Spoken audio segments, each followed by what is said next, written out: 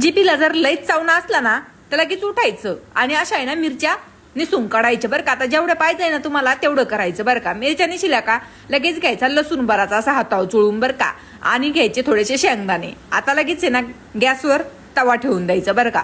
त्या तव्यावर टाकायचे पहिले शेंगदाणे. आता शेंगदाणे ना चांगले डाग पडूस्तव ना करपुस्तवर भाजून द्यायचे, काढून घ्यायचे लगेच आणि त्याच्यावर द्यायचे मिरच्या टाकून. आता मिरच्याला अंगचं पाणी जावं थोडंसं भाजून घ्यायचं आणि मग त्याच्यावर तेल ओतायचं. हे तेलनी टाकलं का अशा मिरच्या बॉम्बला लागतात बाबा, विचारूच नका.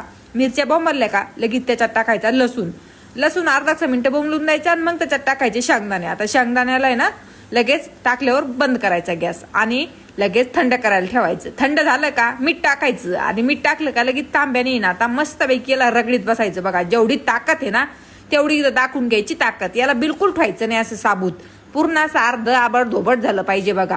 असा मस्तपैकी ठेसा लागतो ना असा रगडीला का सगळं गोळा करून घ्यायचं. हाताने बघायचं नाही हात तिखट होईन का काय, खायचं असल्यावर असं काही बघायचं नसतं. आणि लगेच घ्यायचं खायला बसायचं लगेच भाकरी बरोबर खायला. जेवढं दिसतंय ना सुंदर आहे त्याच्यापेक्षा कितीतरी पटीने टेस्टी लागतंय. मला जेव्हा तिखट खाऊ वाटतं ना काहीतरी जिभीला असा चावणा येतो ना माया लगेच मी हे बनवत असते बघा. तर तुम्ही पण बनवा.